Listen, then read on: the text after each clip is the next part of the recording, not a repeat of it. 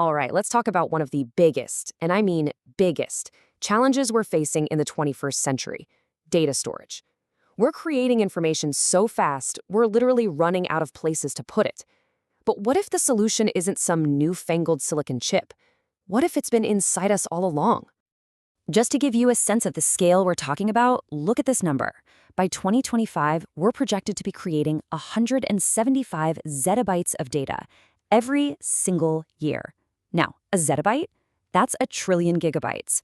It's almost impossible to picture.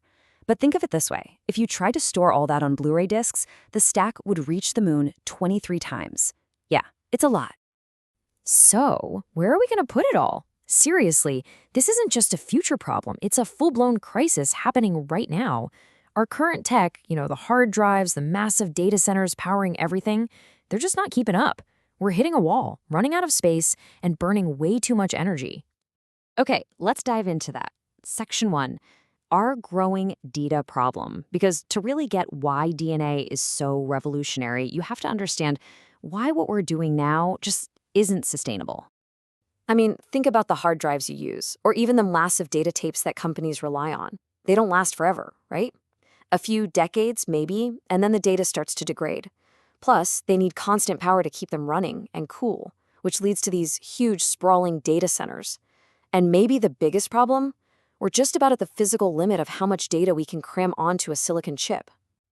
And look, this isn't just me saying this. The experts are sounding the alarm.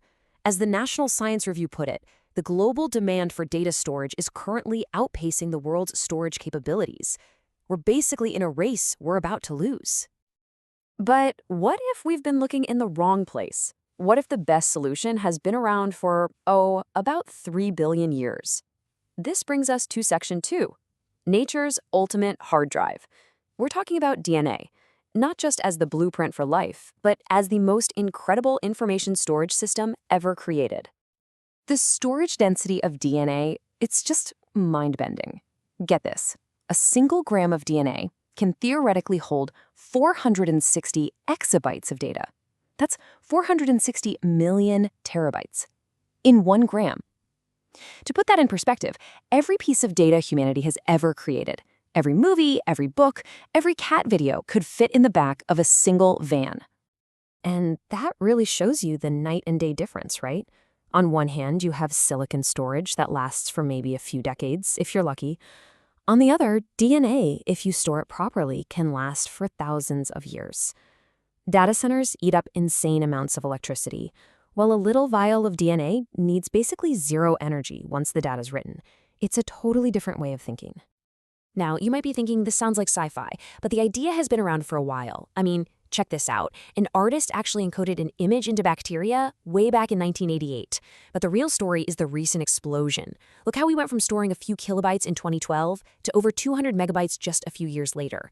That's the kind of scaling that turns a cool idea into a world-changing technology.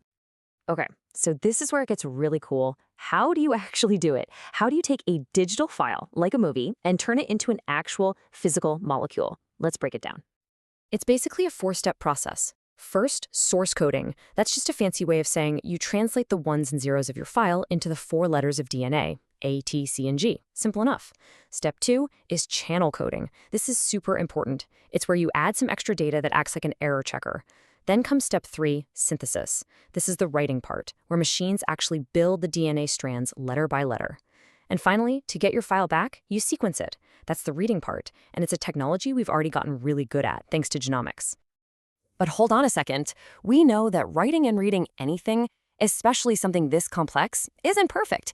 Errors happen. A letter gets flipped. So how on earth do you make sure the data you get back is exactly the same as what you put in?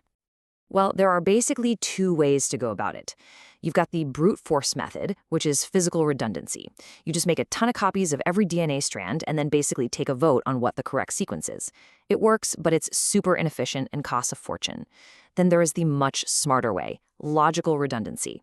This is where you use clever algorithms to build the error correction right into the DNA code itself. And just look at how much better the smart way is. This chart tells the whole story. If you use that brute force method and make 3 times as much DNA, that's 200% extra material, you still have a pretty high chance of an error slipping through. But with a smart logical code, you use less than 20% extra data and you slash the error rate by more than half. It's not even a contest. It's way more effective and way more efficient. Okay, so if this is so great, why isn't my phone running on DNA? Well, as you can probably guess, we're not quite there yet. Let's talk about the hurdles we still need to overcome. And the number one biggest, most glaring challenge is cost. Specifically, the cost to write the data. To store a terabyte on an old school magnetic tape, about $16. Not bad. The cost to write that same terabyte to DNA today, $800 million. Yep, that's the mountain we need to climb. And it's not just the cost. There are a few other big things. For one, speed. Writing and reading DNA is just slow, way slower than what we're used to. Then there's random access. Imagine trying to find one specific photo in a giant soup of DNA strands. It's tough. And finally, for the most part, this is a write-once technology.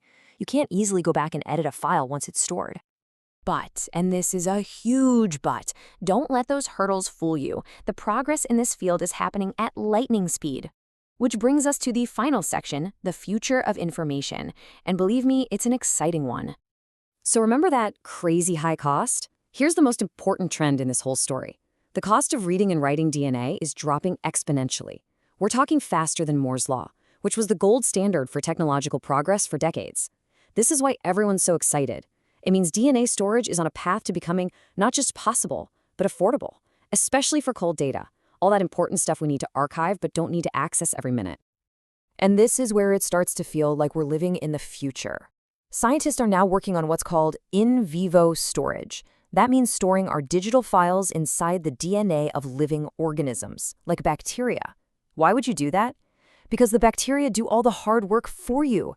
They have their own built-in hyper-efficient machinery to copy and repair their DNA. It's like a self-replicating, self-healing hard drive. So what does this all mean? It means we could be on the brink of a truly fundamental shift. For the last 70 years or so, our entire digital world has been built on silicon. The future of data? Well, it might not be silicon at all. It might be carbon, the very same element that life itself is built on. And that leaves us with this one final, kind of mind-blowing thought.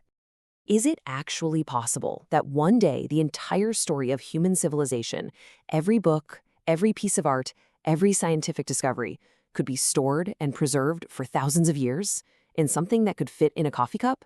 It sounds impossible, but the answer seems to be yes.